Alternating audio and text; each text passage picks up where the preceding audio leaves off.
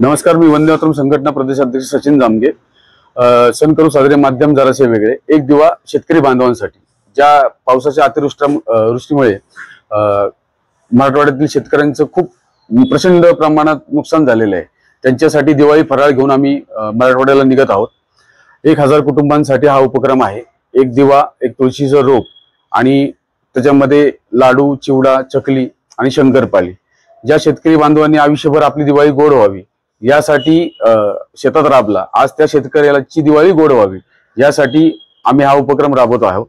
या उपक्रमानंतर आम्ही 150 मुलं आहेत शाळेतली, त्या शाळेतल्या मुलांचं शैक्षणिक साहित्य पण त्या मुलांना देणार आहोत आणि 1000 कुटुंबांपर्यंत हा मेसेज घेऊन जाणार आहोत की समस्त पुणेकर वंदे मातरम संघटना युवा पुणे सोसायटी ट्रस्ट यांच्या माध्यमातून आपण, तुम्ही एकटे नाहीयेत, आपण सगळे एक आहोत आणि इथनं पुढचा लढा जो आहे तो एकत्रितपणे लढायचा आहे।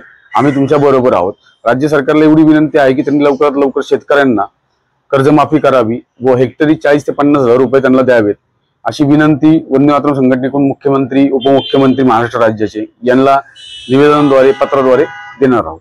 अन्नधान्य पुरवठा तर करता येतच आहे, पण लहान मुलांसाठी वगैरे शैक्षणिक काहीतरी अन्नधान्य पुरवठा बऱ्याच जणांकडून जातोय तिथं। दिवाळी फराळ गेलेलं नाही, रेडीमेड दिवाळी फराळ, आणि शेतकऱ्यांची जी मुलं आहेत की जे शाळेत शिकतात त्यांचे साहित्य वाहून गेलेले, त्या मुलांसाठी आम्ही वह्या, पुस्तकं, कंपॉस, वॉटर बॅग असतील, ह्या सगळ्या गोष्टी घेऊन चाललेलो आहेत। तिथं आम्ही 100-150 मुलं फाउंड आउट केलेली आहेत। त्या मुलांसाठी आम्ही ती शालेय साहित्य पण त्यांना देणार आहोत।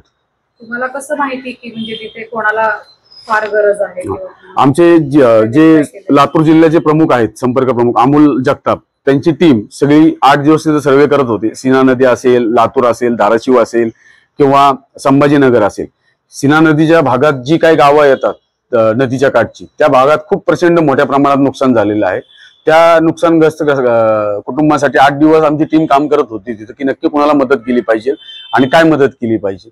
तर त्या पद्धतीने संघटनेने जे सर्वे केला त्या पद्धतीने आम्ही आता परवा जाऊन त्या सगळ्या गोष्टी तिथं सर्क्युलेट करणार आहोत।